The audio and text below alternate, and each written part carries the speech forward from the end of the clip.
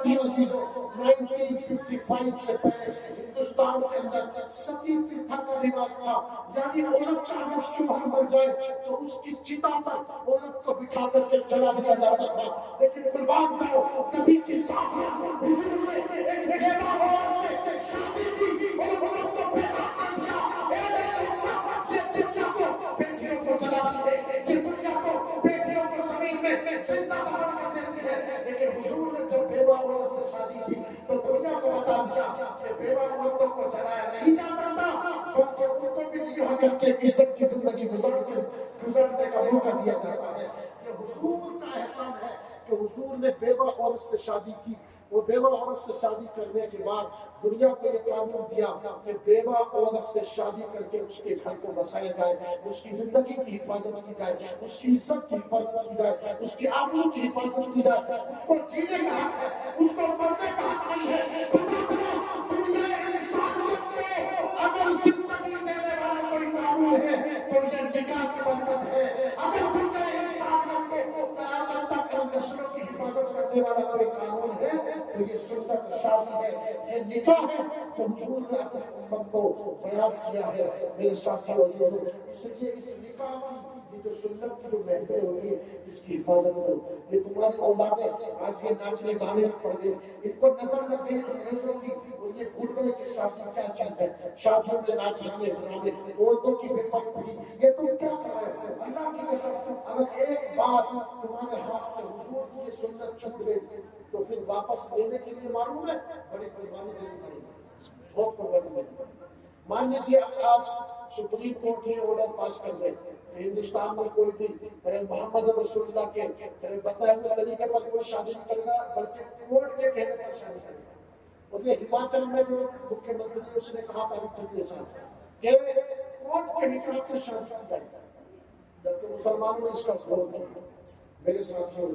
تو دنیا تو یہ چاہتی ہے کہ اس قانون کو ختم کیا جائے، لیکن اگر ہماری نسلیں ناچ گانے والی بن گئی، اگر یہ ڈرامے والی بن گئی تو یہ گمراہ ہو جائے گی، اور حقیقت میں یہ نکاح کرنا یہ ہمارے لیے ہدایت ہے، ہماری زندگی کی اس میں حفاظت ہے۔ میرے ساتھیوں عزیزوں، پیارے نبی کے پیارے دیوانوں، حضور کا احسان ہے، اس لیے قرآن نے کہا بے شک رسول اللہ کی اطاعت اللہ کی اطاعت ہے، جس نے رسول اللہ کی اطاعت کی اس نے رسول اللہ کی، اس نے اللہ کی اطاعت کی۔ میرے ساتھیوں اور عزیزوں، آج میں آپ کے سامنے تذکرہ کرتا ہوں سرکار غریب نواز کی شادی کا۔ شادی پر ہم سب بھی کرتے ہیں، لیکن غریب نواز کی شادی کو آپ دیکھیں کہ جب سرکار غریب نواز کی زندگی دین کی خدمت کے لیے آپ نے گزاری، سبحان اللہ، کہیے غریب نواز کے نام پر سبحان اللہ۔ غریب نواز نے ساری زندگی دین کی خدمت کو گزارا، قرآن کا پیغام دنیا کو سکھایا، اسلام کا نام دنیا کو دیا۔ جب عمر کافی ہو گئی 50 برس ہو گئی تو شادی نہیں کی تھی، 50 سال سے زیادہ کی عمر ہو گئی سرکار غریب نواز کی۔ میرے ساتھیوں توجہ کرنا، شادی نہیں کی تھی، ایک دن خواب میں ہمارے پیارے نبی جناب محمد رسول اللہ تشریف لائے، سبحان اللہ، اور کہا کہ اے بیٹا معین الدین، تم نے میرے دین کی خدمت کو انجام دے دیا، اسلام کو ہندوستان میں پروان چڑھا دیا، لیکن ابھی ایک کام ابھی میرا باقی ہے جو تم نے ابھی نہیں کیا ہے۔ غریب نواز نے کہا یا رسول اللہ، مجھ سے کیا غلطی ہو گئی، ایسا کون سا کام باقی ہے جو ابھی رہ گیا ہے؟ میرے نبی نے فرمایا بیٹا معین الدین،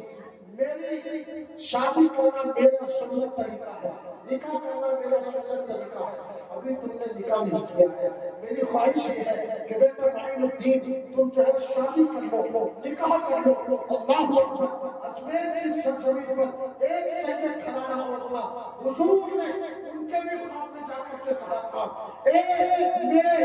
میری آل و اولاد کے چہیتے، جاؤ اپنی بیٹی کا رشتہ معین الدین یعنی اجمیر کے اس میرے محبوب بندے کے پاس، میرے بیٹے معین الدین کے پاس اپنی بیٹی کا رشتہ لے جاؤ۔ اللہ اکبر، رشتے تو بہت ہوتے ہیں لیکن غریب نواز کا رشتہ میرے نبی نے کرایا ہے، سبحان اللہ۔ غریب نواز کی شادی میرے نبی نے کرائی ہے، اور پیارے آقا صلی اللہ علیہ وسلم کے پیارے دیوانے، جب حضور کے اس بات کو غریب نواز نے سنا تو منع نہیں کیا بلکہ کہا یا رسول اللہ، آپ حقوق سرزاد اتر گئے اور پھر غریب نواز نے ایک شادی نہیں بلکہ 2 شادیاں کی 50 سال کی عمر گزرنے کے بعد میرے ساتھیو عزیزو یہ شادی حضور کی وہ پیاری سنت ہے کہ حضور امت کو یہ درس دینا چاہتے تھے کہ میری امت کا نظام جب چلے تو شادی کے ساتھ چلے کہ اسلام کے اندر جو سنت نکاح کے ساتھ شادی کرتا ہے اس کی شادی بھی حلال ہے اس کی نسل بھی حلال ہے اس کی اولاد بھی حلال ہے اور جس نے حضور کے طریقے سے شادی نہیں کی جس نے نکاح نہیں کیا مان لیجیے کسی نے طلاق شدہ عورت سے شادی کر لی یعنی اس نے عدت نہیں گزاری یا کوئی عورت ویسے ہی بھاگ کر کے آ گئی اور کسی مسلمان نے اس کو اپنے گھر میں شادی کے لیے بٹھا دیا تو میرے بھائیوں اس کی نسل سے اگر کوئی بچہ پیدا ہوگا تو وہ حرام کا بچہ پیدا ہوگا سمجھ رہے تو نکاح کے بغیر یہ نسلیں حرام کی ہے اور جب نکاح ہوگا تو اللہ تعالیٰ تمہیں جائز اولاد عطا فرمائے گا